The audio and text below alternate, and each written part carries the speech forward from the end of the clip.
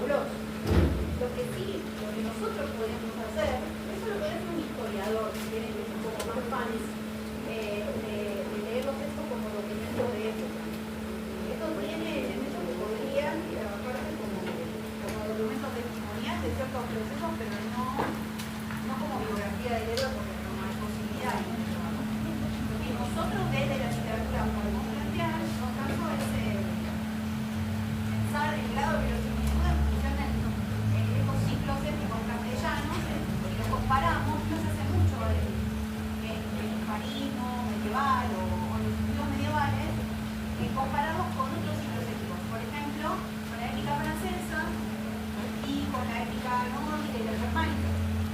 Ahí van a ver que en términos de verosimilitud intrínseca del texto, qué hechos serían aceptables o no. Bueno, el máximo grado de verosimilitud, si quieren, lo tiene la ética castellana. No hay episodios fabulosos, salvo los que respondan a la famosa mirabilia cristiana, o sea, la maravilla propia de la religión cristiana. La aparición de un santo, la aparición de un ángel, en este caso tenemos acá una visión como el arcángel Gabriel aparece en un sueño, ¿no? A diferencia de otros ciclos étnicos que tienen otra verosimilitud. Pensemos en lo que ustedes conocen, ciclo artúrico, materia de Bretaña, ¿no? Todo lo que sería la ética medieval de los británicos, eso tiene altos grados de maravilla pagana incluso, ¿no? Hay magos, hechiceros, pócimas. La espada es un objeto mágico, y en cambio acá las dos espadas del Cid son espadas ganadas en Inglaterra. ¿Cómo se llaman las espadas del Cid? Una pregunta al final.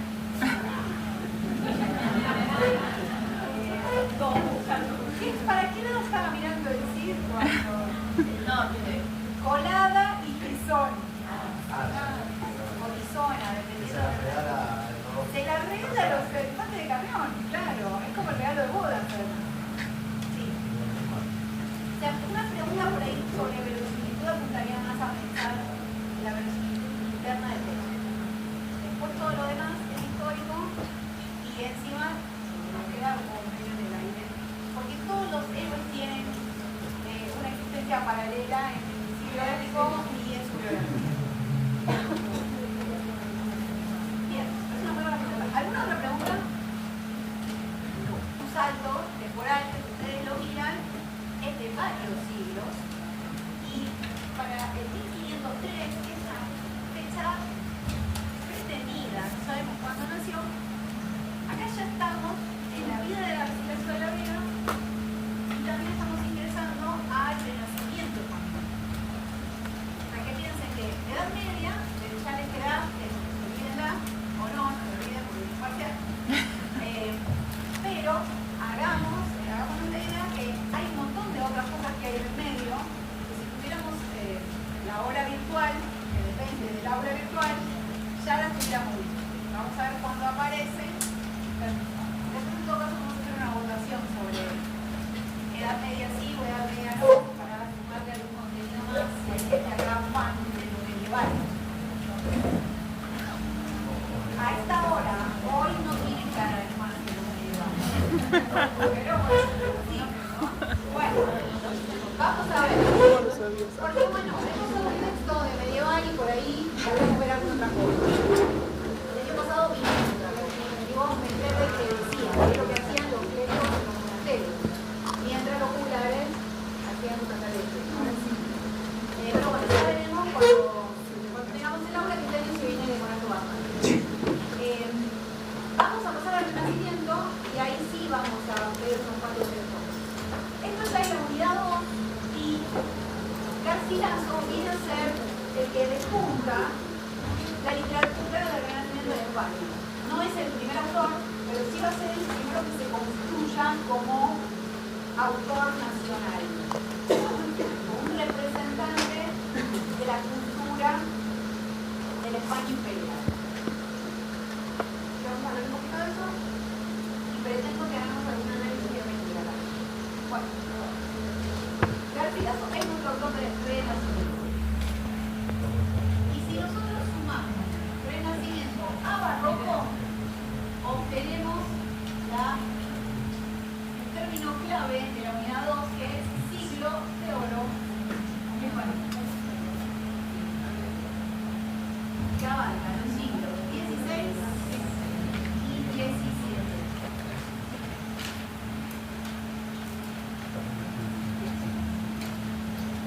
Siglo de oro es una concepción teórica, un concepto que aplica a la producción literaria, pero también en otras artes, también, sobre todo en las artes plásticas, en España durante estos 2 siglos. De hecho, se habla de los siglos de oro porque técnicamente ocupa tanto el 16 como el 17. Y tiene fechas que también, como todo, ¿se acuerdan? Nuestro encono contra la línea de tiempo son arbitrarias y convencionales. Hay gente que puede sostener que el siglo de oro empieza en 1492, por varios motivos. ¿Cuáles se les ocurren?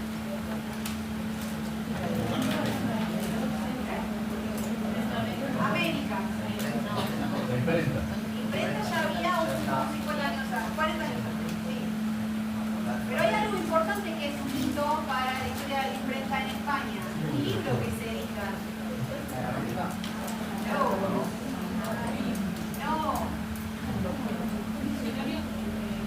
Algo que podría estar relacionado. La gramática española de sí. Muy bien. Ahí está. Piensen en Lebrija como un humanista, un representante de la mujer del siglo, ¿no?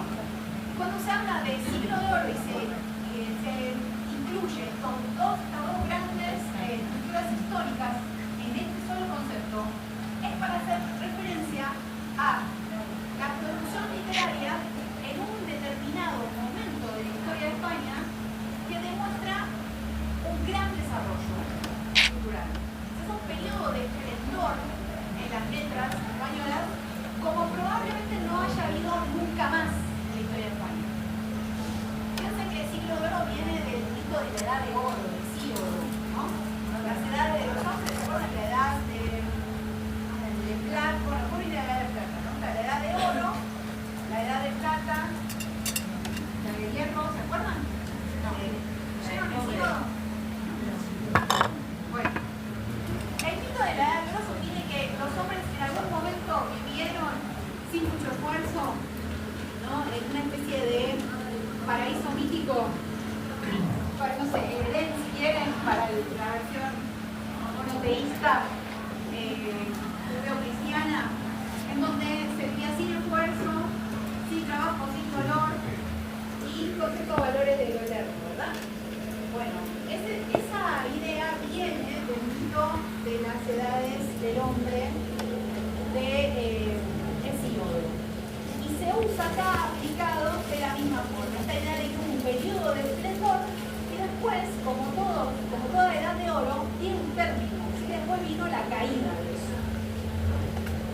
Cuando hablamos del Renacimiento y de Barroco, que ustedes recordarán por lo que vimos el año pasado, si no lo podemos repasar, hay un momento de gran optimismo, ¿sí? De equilibrio, de armonía, de mucha esperanza en el conocimiento humano, y un momento de decadencia, decepción, melancolía, desengaño.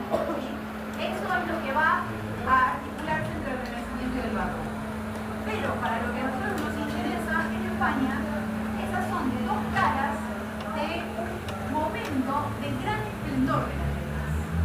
Pero también un esplendor que es más brillante, destaca más, porque hay una primera parte, que es la del Renacimiento, que es la del auge del Imperio Español, y el Barroco es la caída del Imperio, o el principio de una crisis generalizada.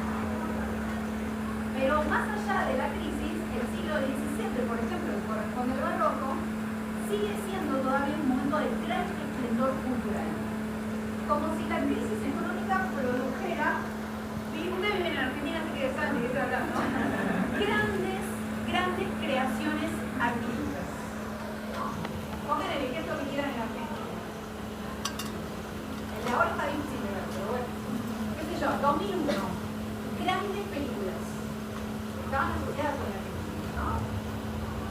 autores también empezaron a aparecer después de eso. Entonces, el siglo de oro es un mito construido para poder trabajar, ¿no? Para poder trabajar culturalmente con ese periodo. Es un mito que se construyen los españoles a sí mismos, porque la idea de una edad de oro supone un momento de esplendor que no va a volver nunca más. A lo que se apunta es al regreso de eso. Pero sabiendo que no hay posibilidad, ¿no? Es un mundo clausurado. Tiene esta idea de su ascenso y descenso.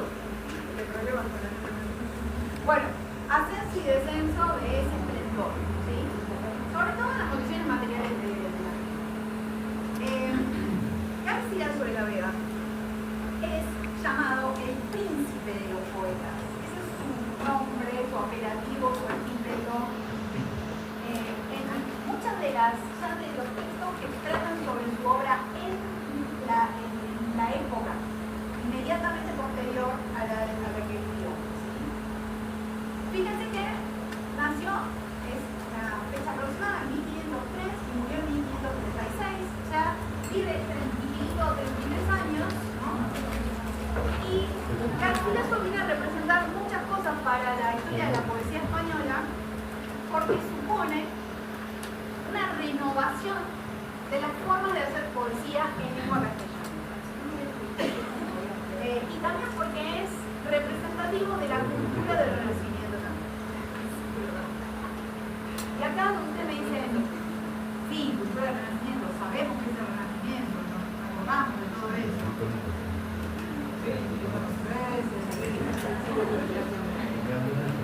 Ay, Dios.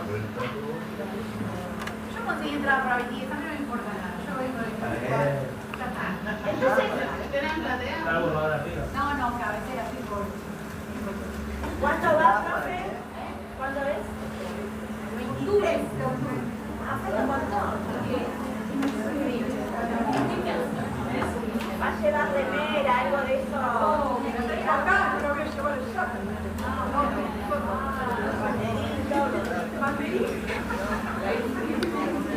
Bueno, volvamos. Sí, de letra, para que hablemos de otro tema. Tenía que ver con el Renacer, ¿se acuerdan de la cultura clásica? Esto es un repaso. Ustedes, esta materia la cursaron, la historia 2, la que voy a conocer. Bueno, y es el renacer de la letra clásica de 29 sentidos. Hace 2 años. Que no van a tener más historia, ese es el problema. Es grave. ¿Dónde ubican las piecitas de lo que estudian? Es difícil, porque es un buen mapa. No porque lo de yo. Bueno, también porque lo de yo. El renacer de las letras clásicas, ¿no? La cultura griega, la cultura latina, ¿sí? La cultura que viene de Roma, latino de Roma, no latino de Barbán. Pero es a través de qué método se logra recuperar ese saber que en la Edad Media sigue circulando, se sigue pasando de una generación a la otra. Bueno, se hace a través de los famosos Studia Humanitatis. Las 7 disciplinas, que a veces se conocen también como artes liberales, que nosotros vimos en Historia 2, que implicaban un conocimiento de, primero, unas primeras 3 que eran el trivium, ¿se acuerdan? Sí. Y el quadrivium. Bueno, ¿qué te dice por el trivium? Nada, gramática.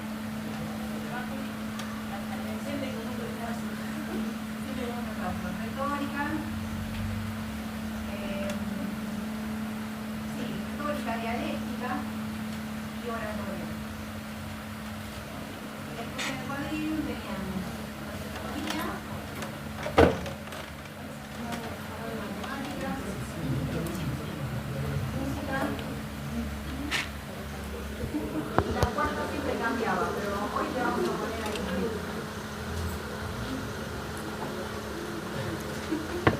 ¿Ustedes se acuerdan de que el estudio de estas artes había implicado, por ejemplo, revisar obras de la antigüedad para encontrar falsificaciones o malas traducciones? La idea era volver a un ideal de la lengua que tratara de asimilarse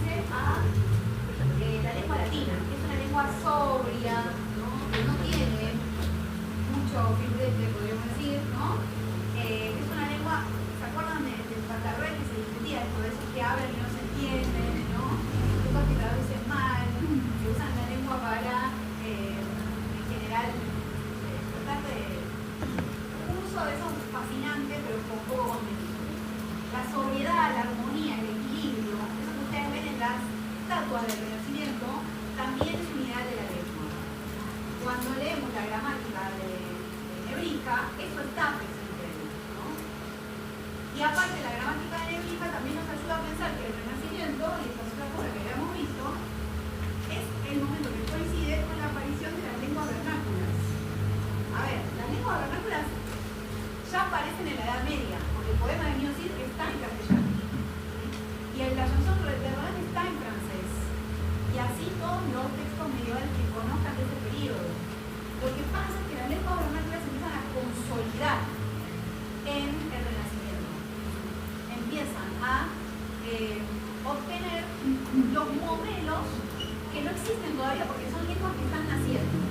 Entonces, las primeras gramáticas de esas lenguas vernáculas las vamos a ver en autores que se dedican a estos estudios. Nebrija es un humanista. ¿Por qué? Porque es alguien que se dedica a los estudios humanitarios. ¿Habrán escuchado el término humanismo? Esto lo digo más para los que no escucharon conmigo que para los que sí escucharon. Humanismo tiene que ver con ese cuerpo de ideas asociado a esta forma de conocimiento, ¿no? Las lenguas vernáculas son importantes porque, a la luz de los modelos de las lenguas clásicas, bueno, se van a empezar a consolidar también los modelos del francés. François Rabelais es un modelo para la lengua francesa, ¿no? Para la lengua española, ¿quiénes van a ser los grandes modelos? Decían, el español es la lengua de qué autor. La lengua de Cervantes, ¿no? Cervantes es un autor que es complicado, ya lo vamos a ver cuando veamos este corte, porque él tiene, en su juventud se forma en el Renacimiento, pero cuando escribe de valor. Entonces hay un choque de valores, ¿no? Él escribe ya de muy viejo, a los 60 y pico de años. Pero al principio está esta idea de que aparecen por primera vez obras que empiezan a construir un canon literario. Las lenguas vernáculas van a empezar a tener su canon. Bien. ¿Cuál es el autor que acá va a empezar a construir canon literario en la poesía en lengua vernácula para España? Garcilaso de la Vega. ¿Sí? Que no solamente tiene estos conocimientos, y es poeta, es un poeta consumado, el príncipe de los poetas, sino que además va a cumplir con un ideal de la cultura cortesana de ese momento, que es la del soldado poeta.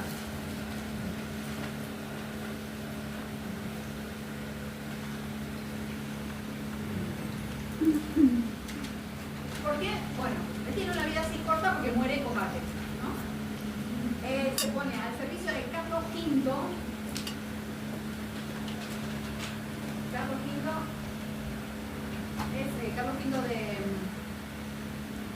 Carlos I de España y Carlos V se pone al servicio, es el nieto de los reyes católicos, ¿no? Y es probablemente una de las figuras más importantes del Renacimiento en términos de poder consolidado, ¿no? En un territorio vastísimo. Piensen que gran parte de Europa le pertenece a España. Por ejemplo, parte de Italia, parte de Grecia, los Países Bajos, lo que es la actual Holanda, toda América, parte del sudeste asiático, parte del norte de África. Y eso es el imperio en el que no se pone el sol, ¿no? Eso es lo que decía la frase, lema imperial, ¿no?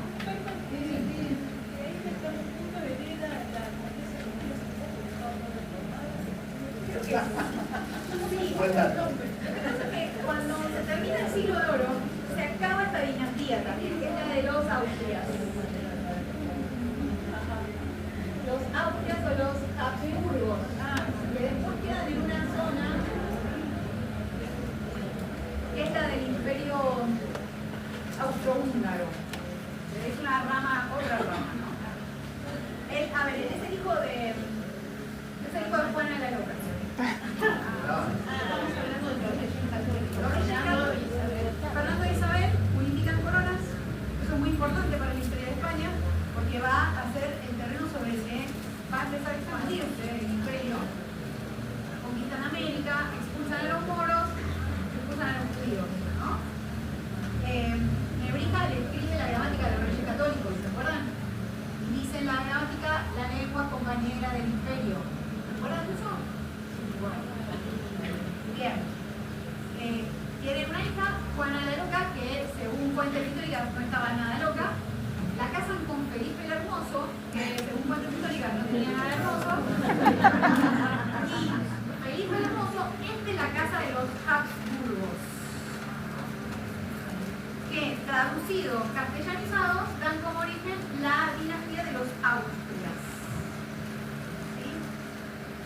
Si quieren, sí, para pensarlo, tienen unos PowerPoint sobre eso. El renacimiento en España corresponde al reinado de los Austrias mayores.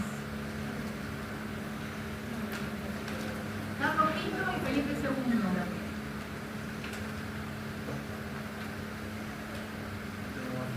Carlos V es dueño de tantos territorios que no llega a recorrerlos nunca en vida, no llega a conocer todo su imperio. Felipe II ya no lo recorre, se construye un castillo que es monasterio también, el Escorial, y lo que hace es dedicarse a administrar.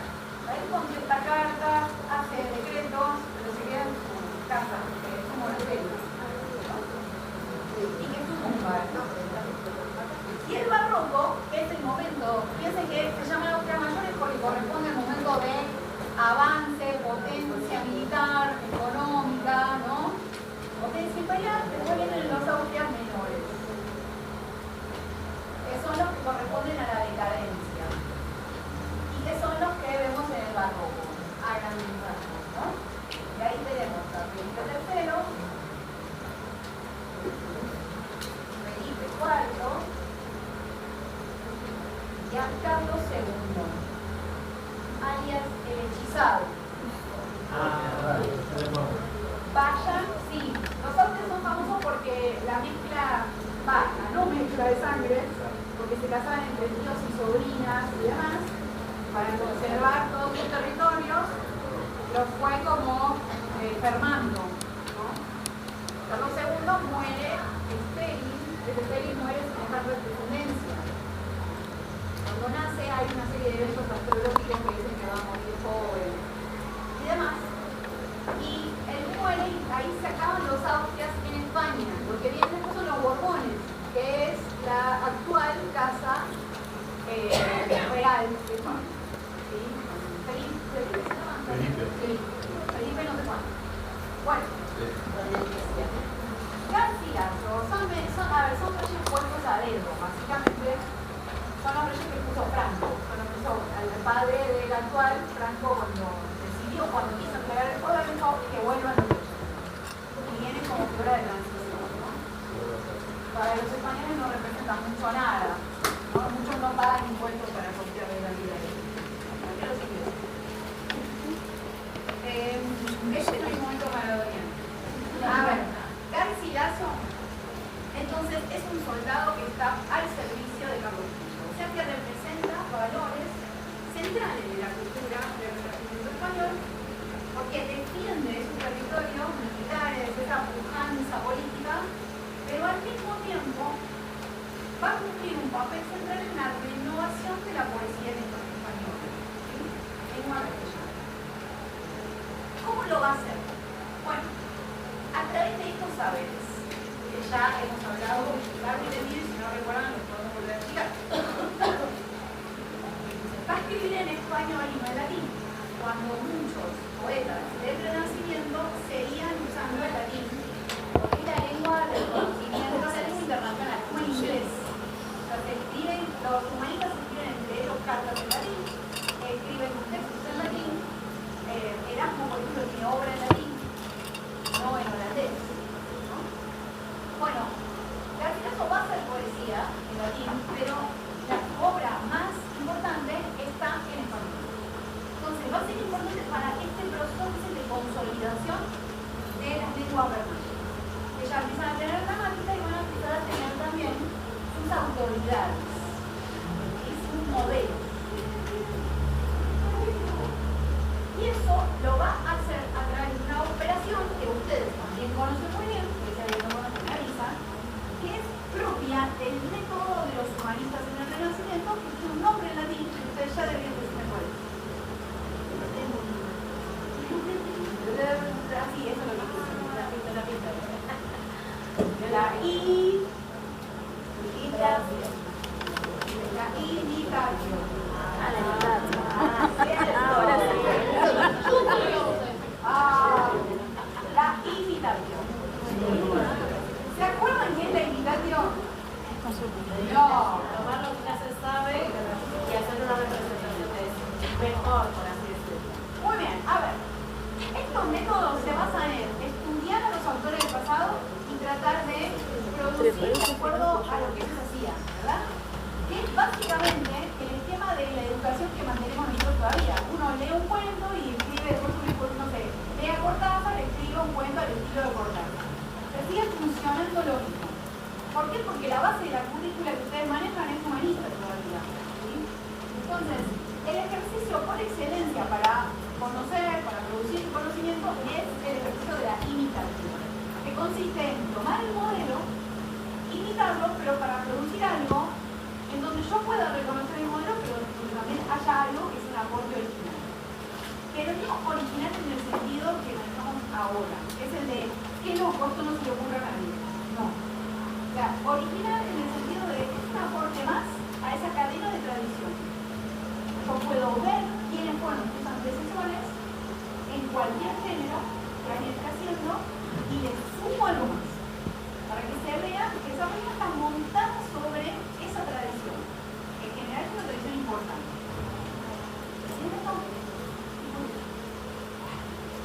¿Cómo va a ser esta operación de renovación del canon, de construcción de un canon que lo va a llevar a él a ser reconocido como el príncipe de los poetas castellanos? A través de una operación muy compleja de imitación, que no es, a ver, hay un grado artístico ahí, pero es algo que haría cualquier humanista. ¿Sí? No es un influencer. No. Ustedes tienen que leer la égloga tercera.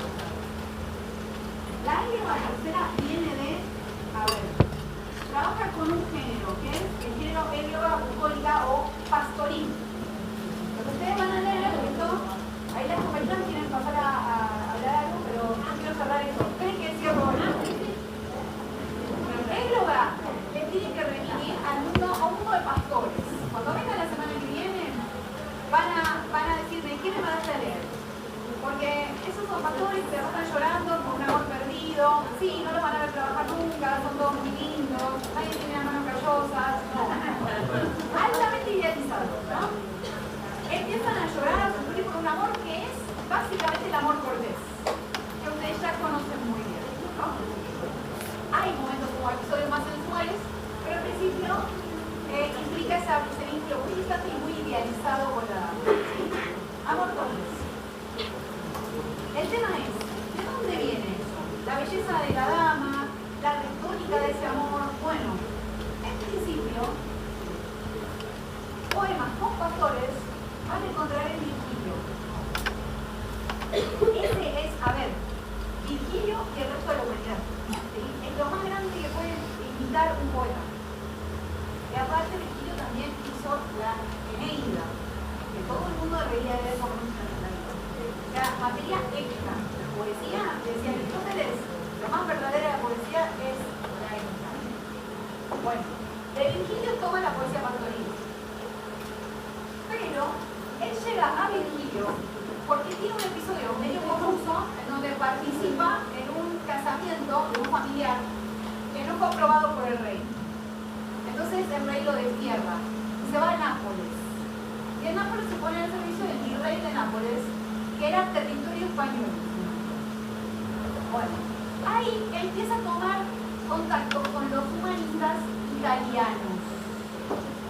Y esa gente ya hacía poesía pastoril porque había hecho trabajo directo de lectura y de relectura de Virgilio. ¿Se entiende o no? Bien. Aparte, incorpora materia mitológica, porque cuando ustedes lean la Éloga tercera, van a ver que aparecen unos tapices que todos tienen materia mística, menos el último. ¿Sí? Eso, ¿de dónde puede llegar a venir? Nadie me lo va a contestar hasta ahora, les voy a decir, de la metamorfosis de Ovidio. Otra gran fuente, de mucho que decir. Pero, si dijimos que hacíamos imitatio, ya estoy, La imitatio, que es el método de trabajo de los humanistas, y sabemos que el humanismo, el Renacimiento, aparece por primera vez en Italia, él va a la fuente de eso, va a los círculos intelectuales de esa gente y empieza a conocer poetas. Y esos poetas ya están en poesía pastoril italiana. ¿No? Y además están incorporando a un autor que es medieval, pero es una de las fuentes del humanismo que es hebraica. O sea, hay otros que ya están haciendo esa operación de imitatio y él también la hace. Lo último que voy a decir antes de que pasen las compañeras de situación es lo siguiente.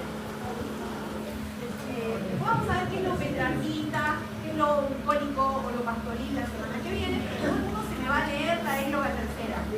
Leemos eso, Sí, y mi recomendación también es que tomen una estrofa y la separen en sílabas para ver cuál es la métrica. Como la del año pasado. Métrica, esquema de rimar. Y hacen A, B, C, D. Bueno. Acá solo voy a decir una cosa. Los españoles son el imperio más importante del siglo XVI. Ya sabemos nosotros que somos víctimas de eso también. Pero ellos perciben una suerte de atraso cultural. Sienten que están como más atrás culturalmente que el poder que tienen. Y el vecino, que es Italia, es la cuna de estas ideas nuevas. Entonces, muchas veces se dice que Garcilaso viene a ser el primer autor del canon moderno, porque lo que va a hacer es importar modelos italianos, teniendo en cuenta que Italia es la norma cultural del siglo XVI. La operación que hace no es solo poética, es una operación política también. La idea es como un traspaso de poder cultural. Ahora nos toca a nosotros. Y eso resuelve esta sensación de atraso cultural que el imperio siente que tiene en comparación con el poder económico y político que ejerce sobre gran parte del mundo conocido.